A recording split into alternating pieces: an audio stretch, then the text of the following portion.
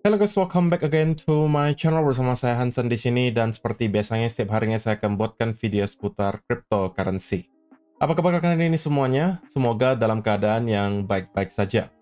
Teman-teman, kita melihat Bitcoin masih terus mencoba untuk mendapatkan momentum setelah beberapa hari terakhir mendapatkan konsolidasi. Sebenarnya ini adalah sesuatu yang sangat sehat untuk kita lihat terjadi di Bitcoin dan sudah sesuai dengan ekspektasi kita di beberapa hari terakhir, di mana saya sampaikan bahwa ada potensi Bitcoin akan mendapatkan konsolidasi ringan atau pullback terlebih dahulu untuk minggu ini, dan baru di minggu depan kita mungkin akan melihat pergerakan yang lebih masif. Nah, kita bakalan bahas di video hari ini, teman-teman, apa yang kira-kira bisa kita expect berikutnya in terms of price action. Jadi pastikan kalian stay tune terus sampai akhir video. Nah, per hari ini kita melihat secara global, crypto global market cap itu berada di angka 2,67 triliun dolar atau naik sekitar 0,29%. Sedangkan kalau kita melihat top 10 coin sendiri, keadaannya juga dominan berwarna hijau, kenaikannya ranging antara 0, sekian persen hingga kurang lebih 3%. Dan yang menjadi top performer hari ini adalah Cardano, kenaikannya 3,41% ke 0,6323 dolar. So, itu adalah outlook sementara dari beberapa top coin yang ada. Sekarang kita langsung aja masuk ke beberapa data dan berita terbaru hari ini. Nah, teman-teman, kita sekarang sudah kembali berada di weekend. Kita mau melihat kira-kira untuk minggu depan ada event dan data ekonomi penting apa yang perlu kita waspadai dan yang berpotensi menghasilkan volatility. Nah, kalau saya screening sekilas tadi, sebenarnya untuk minggu depan bisa saya kategorikan sebagai minggu yang cukup quiet ya. Artinya kita mungkin tidak bisa rely on event dan data ekonomi untuk menghasilkan volatility di market. Karena menurut saya tidak ada terlalu banyak data yang berpotensi menghasilkan volatility. Selain mungkin ada beberapa yang lumayan penting, tapi itu pun menurut saya tidak akan menghasilkan volatilitas yang terlalu ekstrim. Di antaranya adalah kita akan mendapatkan dua data high impact di hari Rabu nanti, tanggal 23 April, di mana ada data S&P Global Composite PMI, Manufacturing PMI, Services PMI, diikuti New Home Sales, dan juga Crude Oil Inventories. Jadi ada beberapa sekaligus yang terkategorik high impact, tapi ini menurut saya tidak akan berpengaruh terlalu masif terhadap market crypto secara spesifik. Nah, kemudian hari Kamis kita akan mendapatkan data durable goods order dan juga initial jobless claim diikuti existing home sales. Jadi, minggu depan hanya ada 2 hari di mana kita akan mendapatkan data yang tergolong high impact, yaitu adalah hari Rabu dan juga hari Kamis.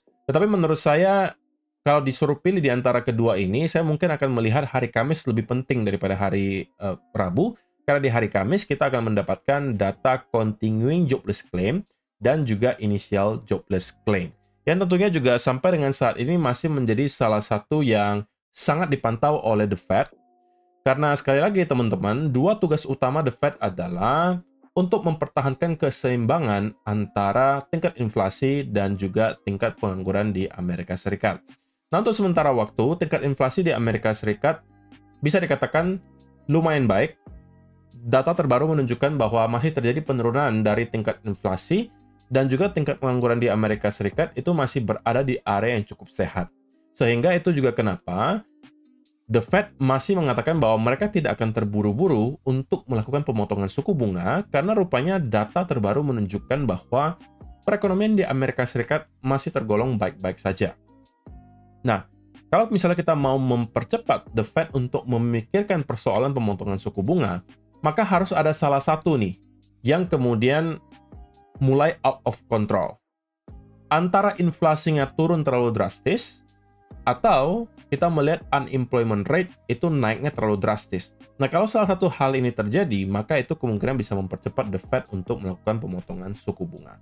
Dan tentunya itu akan menjadi berita baik untuk market jika memang terjadi. Tetapi so far memang market masih expect bahwa pemotongan suku bunga tidak akan terjadi dalam waktu dekat. Tetapi tentunya market itu adalah sebuah hal yang sangat dinamis, teman-teman, sehingga perubahan itu bisa terjadi dengan sangat cepat. Bisa aja misalnya dalam beberapa minggu ke depan ada sesuatu yang terjadi, yang bisa memaksa kemudian the Fed untuk melakukan pemotongan suku bunga, who knows. Tapi intinya untuk sementara waktu, secara data, kita masih mungkin melihat the Fed tidak akan terburu-buru untuk melakukan pemotongan suku bunga. Jadi itu adalah beberapa data dan event yang cukup penting yang perlu kita pantau untuk minggu depan, yang bakalan dirilis di hari Rabu dan juga hari Kamis. Nah, kemudian teman-teman, sebenarnya ini adalah satu tweet yang menurut saya juga harusnya bisa sangat bermanfaat ya untuk teman-teman yang merupakan newbie. Ini kemarin saya tweet di Twitter saya. Untuk teman-teman yang belum follow di Twitter, mungkin bisa follow di sana, karena kalian akan temukan konten-konten yang mungkin juga bermanfaat di sana yang tidak akan saya post di YouTube misalnya. Atau at least kalian bisa dapatkan lebih cepat di Twitter. Karena kan post di Twitter itu lebih gampang ya, tidak perlu proses yang panjang, saya hanya cukup ketik dan kemudian post.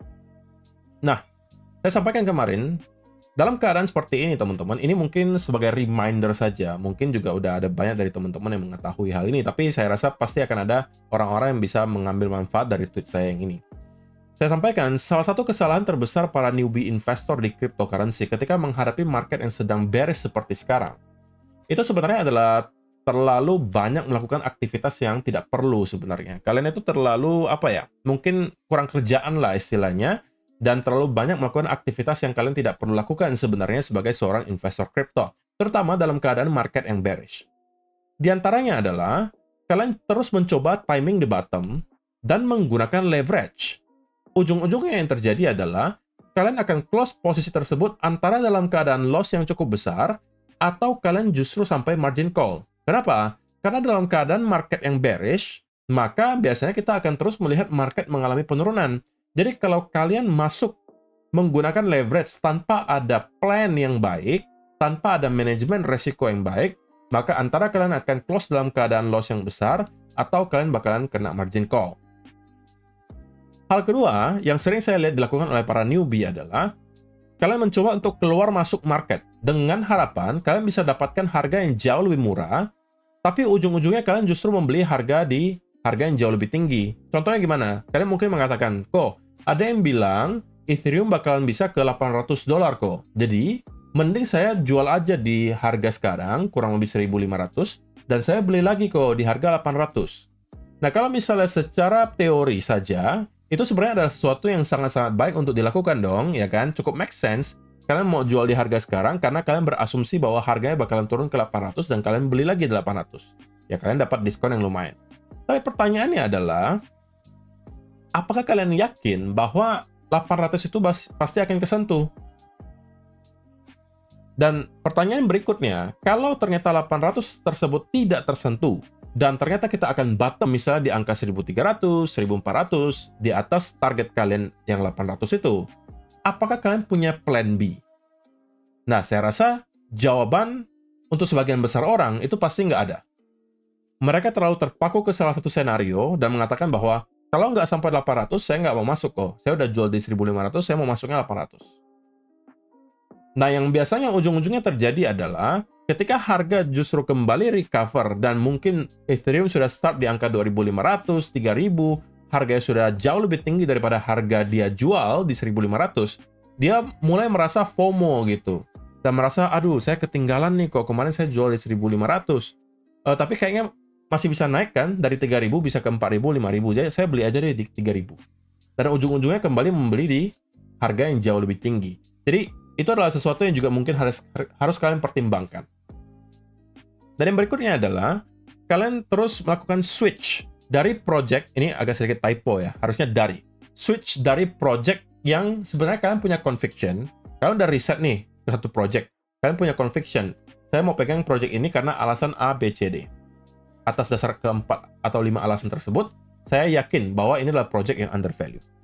Ya kan? Tapi karena project yang kalian pegang itu, yang kalian punya conviction itu nggak naik-naik, sedangkan ada project lain yang sedang naik misalnya 300-400% dalam waktu beberapa hari, kalian mulai merasa, apa saya coba switch aja ya ke koin itu yang sekarang lagi hype, yang lagi naik gila-gilaan, dan nanti kalau misalnya cuan dari sana, saya balikin lagi ke sini. Itu kan biasa mungkin pemikiran orang-orang yang FOMO gitu kan. Ujung-ujungnya terjadi apa? Kalian switch ke koin yang lagi hype itu, yang lagi naik kenceng, tapi ujung-ujungnya biasanya membeli di local top. Karena biasanya ketika kita merasa ada sebuah FOMO gitu ya, itu ya biasanya sebuah project udah dekat banget dengan topnya. Karena kan pasti naiknya udah kenceng banget sampai kalian bisa merasa FOMO gitu kan. Nah, ujung-ujungnya apa? Kalian beli di local top, harga koin baru tersebut yang kalian beli itu turun, antara kalian jual dalam keadaan loss lagi, ya kan? Atau kalian menjadi sangkutan jangka panjang. Sekarang kalian jatuh ke senario yang lebih parah lagi. Awalnya kalian pegang koin yang berfundamental baik, yang punya conviction, ke sebuah koin yang mungkin hanya menjadi pump and dump. Ya kan? Lebih baik kalian justru stick aja ke project yang memang kalian punya conviction. Dan saya sampaikan, sebenarnya kalian tidak perlu melakukan terlalu banyak hal. Stick to the basic aja, teman-teman. Riset dalam untuk menemukan project yang kalian yakini undervalue. Kemudian lakukan buy spot and hold. Kalau masih mempunyai cadangan sisa cash, harganya turun lagi, ya kalian boleh melakukan dollar cost averaging selama memang kalian merasa project tersebut undervalue. Yang ketiga, tinggal survive the volatility. Ya memang kita tahu bahwa volatilitas di kripto itu kan tinggi gitu ya. Kalian harus bisa survive dan bisa bertahan secara mental menghadapi volatilitas tersebut. Nah, kalau kalian lakukan 3 hal ini yang sebenarnya sangat simple, ya menurut saya itu yang justru paling efektif. Jadi pastikan teman-teman untuk tidak melakukan beberapa hal ini yang menurut saya bisa menyelamatkan kalian dari keputusan-keputusan yang bisa kalian sesali ke depannya. Nah, sebelum kita masuk ke chart, teman-teman, saya pengen ingatkan bahwa saya nggak ngerti kenapa ada dari sebagian teman-teman yang masih meragukan untuk memegang koin-koin exchange seperti di CoinEx. Gitu ya. Selain daripada, ini saya ambil contoh CoinEx ya, teman-teman. Karena salah satu coin exchange yang performanya paling baik selama beberapa minggu terakhir itu CoinEx, CET token. Kenapa? Kalau kalian lihat dari bottomnya, kita udah naik dari 0,045 sampai ke kurang lebih 0,07 di sini. Sudah hampir 100% kenaikannya dalam beberapa waktu terakhir. Itu dikarenakan mereka sedang aktif banget mengadakan event bernama Mining CoinEx. Nah, di sini teman-teman cukup mempunyai minimum 100 koin CET yang sebenarnya sangat murah ya. Karena kalau kalian lihat harga token CET sekarang, itu per satu tokennya cuma 0,07. Jadi kalau kalian punya 100 token CET, ya berarti cukup perlu $7. Ya kan? $7 saja, 100 token CET, kalian bisa kemudian mining koin-koin yang di list di sini. Nah, untuk yang baru di sini ada koin SWCH atau Swiss Cheese. Di mana total poolnya teman-teman itu akan ada 80.000 token yang dibagikan, dan sekarang sudah ada kurang lebih 33 juta token CET yang ke-lock. Dan setiap jamnya kalian akan mendapatkan token SWCH hanya dengan staking minimal 100 token CET. Jadi dinamakan Mining CoinEx. Nah, kenapa saya sangat-sangat gitu ya menyarankan teman-teman untuk mempertimbangkan at least mempunyai token-token exchange. Karena di masa beres seperti ini, pertama, koin-koin exchange itu biasanya harganya nggak bakalan drop terlalu jauh. Jadi ya istilahnya volatilitasnya nggak terlalu ekstrim. Yang kedua, kalian akan bisa mendapatkan passive income dari koin-koin exchange yang kalian pegang. Belum lagi ketika nanti harga koinnya naik. Seperti yang tadi saya tunjukkan, koin CET juga beberapa minggu terakhir naik hampir 100%. Nah, selain daripada itu, kalau kalian lihat di CoinEx nih, dalam kurun waktu 30 hari terakhir kita anggap ya, dari tanggal, sekarang tanggal berapa? Tanggal 19 April ya. Ya, anggap 30-an hari terakhir ini sampai ya di sini ya. Kita melihat dari 30 hari terakhir, jadi ya 19 Maret sampai dengan sekarang, sudah ada 1, 2, 3, 4 yang bisa kalian dapatkan secara cuma-cuma hanya dengan memegang minimum 100 token CET. Semakin banyak token CET yang kalian pegang, tentunya ya jatah kalian semakin banyak. Dan kalian dapatnya setiap jam, teman-teman. Jadi ini adalah passive income yang menurut saya akan sangat sayang untuk dilewatkan. Nah, kalau teman-teman belum punya akun CoinEx, saya sudah sediakan linknya di kolom description untuk mempermudah kalian. Kalian bisa langsung daftar di sana. Karena token CET tentunya hanya bisa kalian akses atau kalian beli melalui CoinEx. Nah, jadi kalian harus punya akunnya dulu. daftarnya sudah dengan link yang saya sediakan di kolom description box di bawah. Kalian beli token CET-nya minimum 100, makin banyak ya tentunya makin bagus, karena kalau kalian mining dengan token CET yang banyak, otomatis jatah kalian untuk mendapatkan koin-koin ini semakin besar. Dan setelah dapatkan koinnya ya bisa kalian jual gitu. Dan kalian bisa dapatkan gains dari berbagai arah. Selain dari mining coin X ini, yang dimana setiap bulannya kalian bisa dapat 4-5 project secara cuma-cuma, kalian juga dapatkan capital gain dari harga token coin X yang juga lagi mengalami kenaikan. Ya menurut saya kalau di time frame gede pun di weekly chart ini terlihat cukup oke gitu teman-teman. Kalau kita berhasil breakout dari area konsolidasi di sini, kita bisa melihat token CET itu naik mungkin lumayan kencang. Jadi pastikan kalau teman-teman tertarik, linknya sudah ada di kolom description box di bawah. Setelah kalian punya akun CoinX, beli coin CET-nya dan ikuti event mining CoinX. Supaya kalian bisa hampir setiap minggu bisa dikatakan itu mendapatkan koin-koin gratis. So, itu adalah yang mau saya sampaikan di video hari ini. Sekarang kita masuk ke chart, teman-teman. Dan saya pengen mulai dulu mungkin dari daily chart. Nah, apa yang kita lihat selama kurang lebih 1 minggu terakhir ya bisa dikatakan teman-teman, itu adalah sebuah konsolidasi. Ya kan? Dan sebenarnya ya konsolidasi ini sudah kita expect terjadi dari ya semingguan terakhir juga. Saya sampaikan bahwa saya expect akan ada konsolidasi lebih besar di Bitcoin. Dan baru di minggu depan, kita mungkin akan start untuk kembali mendapatkan rally ke atas. Karena di US pun sekarang lagi long weekend. Kemarin Jumat Agung, weekend, otomatis pasar saham Amerika Serikat juga nggak buka, para investor juga biasanya lagi pada liburan gitu. Jadi nggak ada volume yang berarti di market. Itu ditunjukkan juga dengan chart Bitcoin yang selama, ya spesifiknya 1-2 hari terakhir itu stuck di dalam sebuah range yang cukup kecil. Menunjukkan memang volume perdagangannya yang sangat kecil. Nah, di daily chart teman-teman, satu hal yang mungkin bisa menjadi catatan adalah ada satu area yang terlihat di sini bertindak sebagai sebuah area yang cukup penting. Yaitu adalah kurang lebih area 85.500 sampai ke kurang lebih 86.000 dolar. Jika teman-teman perhatikan, para bull sebenarnya melakukan beberapa percobaan ya untuk bisa break di atas area tersebut. Percobaan pertama di sini, kedua, ketiga, keempat, kelima. Bahkan di sini juga ada sentuhan. Ya 6 kali percobaan dan keenamnya mendapatkan rejection. Tetapi menariknya pun kalau kita lihat untuk wick di bawahnya itu juga semakin tinggi. Artinya meskipun kita gagal untuk bisa breakout dari resistance tersebut, tetapi at least kita terus membentuk yang namanya higher low, higher low, higher low.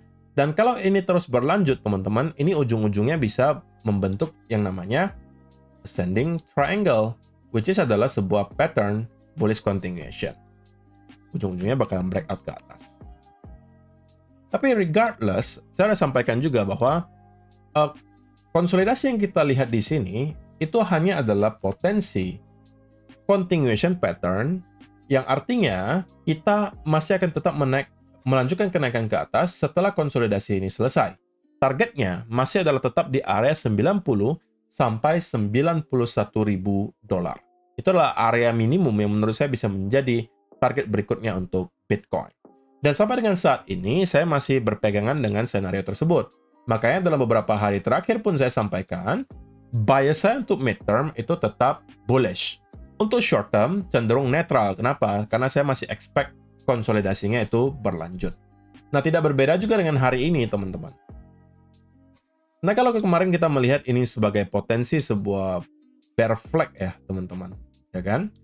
Sampai dengan hari ini juga sebenarnya saya masih bisa mengatakan ya itu adalah sebuah hal yang masih valid untuk saya lihat dibuat oleh Bitcoin, yaitu adalah bear flag. Kalau kita exclude apa yang terjadi di sini. Saya anggap ini hanya sebuah fake out dan kita melihat masih ada reaksi yang cukup signifikan setiap kali kita mendapatkan retest ke upper trend line. Menunjukkan bahwa trend line tersebut masih di respect. Sehingga pattern ini menurut saya masih tetap valid ya teman-teman, bear flag. Nah, kalau misalnya kita sampai breakdown di bawah area bear flag tersebut, maka kita bisa expect Bitcoin untuk ngehit ke kurang lebih area 83.000 atau bahkan di bawahnya. Maksimum menurut saya 82 sampai 81.000 akan menjadi target terakhir untuk konsolidasi ini sebelum pada akhirnya kita start untuk kembali mendapatkan rally. Nah, tapi apakah ada kewajiban bagi Bitcoin untuk hit dulu ke area ini sebelum pada akhirnya kita rally? Ya tentunya tidak ada, teman-teman. Oke? Yang intinya mau saya sampaikan adalah ujung-ujungnya, meskipun antara kita akan mendapatkan pullback lebih dalam dari sini, atau kita akan langsung breakout dari sini, intinya hasil akhirnya tetap sama. 90-91 ribu itu menjadi target saya berikutnya. Itulah kenapa saya sudah start mempunyai posisi itu dari kurang lebih area 70 berapa, saya lupa teman-teman, 77 atau 78, roughly di kurang lebih area ini. Saya punya posisi pertama, kemudian saya tambahkan sedikit di kurang lebih area ini, seingat saya. Dan saya sampaikan, kalau kita nyampe ke kurang lebih area 82-81, ini juga akan menjadi tempat di mana saya akan tambah lagi posisinya. Lakukan averaging. Nah, tapi kalau misalnya ternyata memang Bitcoin tidak mau untuk menyentuh area ini dan langsung akan breakout, ya saya happy-happy aja, teman-teman. Karena saya udah punya posisi di sini dan juga di sini. Ya kan? Karena kan untuk sementara waktu, bear flag ini itu masih dalam bentuk pattern yang belum tervalidasi. Validasi dari pattern ini hanya ketika kita telah berhasil untuk jebol dari lower trend line-nya. Kalau ujung-ujungnya adalah kita breakout ke atas upper trend line-nya, ya berarti bear flag-nya terinvalidasi. Ya kan? Dan kalau kita sampai berhasil untuk clear di atas area 86.000, apalagi close daily candle di atas area tersebut, maka saya rasa itu bisa menjadi awal bagi Bitcoin untuk mendapatkan push berikutnya ke atas. Oke, jadi cukup jelas ya teman-teman. Kesimpulannya adalah in the midterm, buy saya masih tetap bullish. Untuk short term cenderung netral karena saya masih expect konsolidasinya masih akan berlanjut selama beberapa hari ke depan. Yang ketiga, kita sekarang membentuk pattern bear flag potensinya. Tapi bear flag ini baru akan tervalidasi kalau kita jebol di bawah area lower trend line ini. Dan kalau itu yang kita lihat, maka minimal kita akan hit ke area 83. Kalau itu jebol, 82 sampai 81 akan menjadi target terakhirnya menurut saya. Invalidasi dari bear flag ini adalah kalau kita ternyata break dari upper trend line dan start untuk mendapatkan konsolidasi di atas upper trend line-nya, itu adalah invalidasi dari bear flag. So, saya rasa itu aja sih teman-teman yang perlu saya sampaikan di video hari ini. Semoga bisa bermanfaat untuk kalian semua. See you in the next video. Bye-bye.